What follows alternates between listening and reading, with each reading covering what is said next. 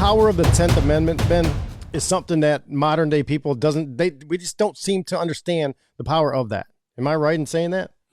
Oh, we do not understand, because if we did, the federal government would not be as big as it is today.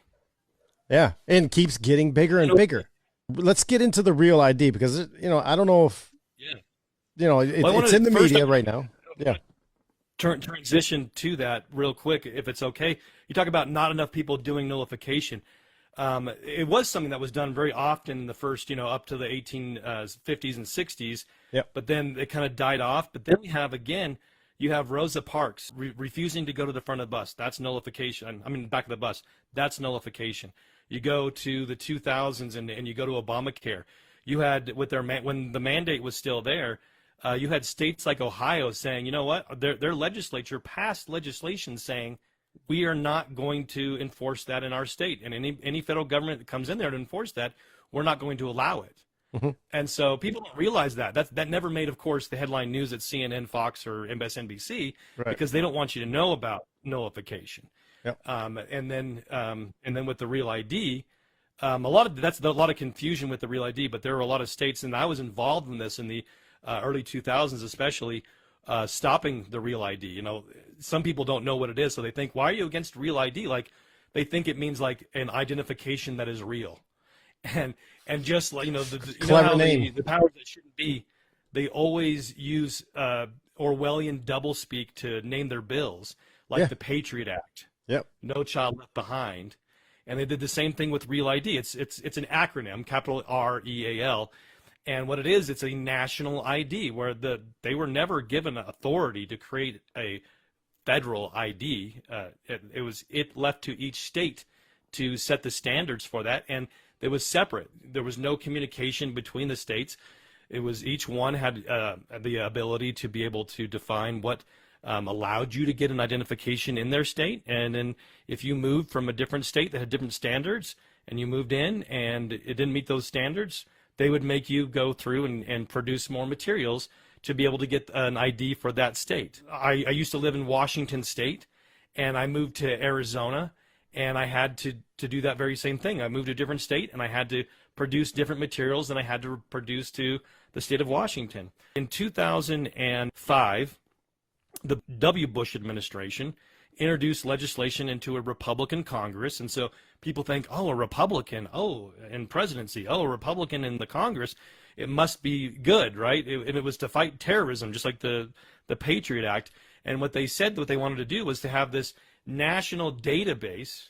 Think, when you go to Nazi Germany or the Soviet Union, when they ask you for your papers, that's please. What's going on here. It's a national ID card that removes the autonomy and the independence of your state deciding what to do, and puts into now a federal database where now the ATF, the FBI, they can access this anytime they want to and find out all the information they want about you, your tracking, where are you going, what kind of things are you buying, just the things anything that they can do to be able to centralize control.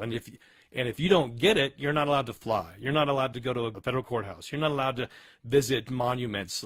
You can't go to the Capitol building in D.C. You can't go to the White House on a school tour if you don't have this new national ID card that is very much the hallmark of totalitarianism and great liberty people, not fake liberty people that you show in those pictures of these communists pretending to be liberty people, but real liberty people like Dr. Ron Paul have been fighting this and talking about it ever since it first was introduced in 2005.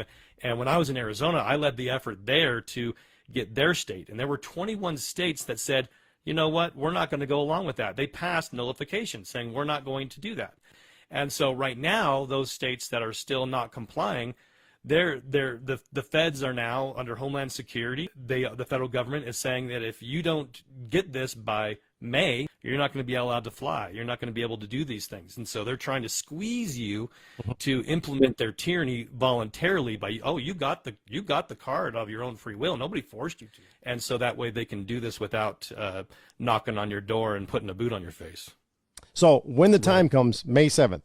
May 7th. And that's what they're doing. And it's been this thing because of so many states resisting, right? I said this was passed in 2005. Yeah. So we're talking 20 years, and they're like finally giving us a deadline to do this. It's because of resistance. So resistance is key. And what's happened is over the years, states have fallen and capitulated. There's still a few handful of states that are still holding strong and saying, no, if you don't want it, you can still have our state driver's license and not have it be a Real ID compliant license.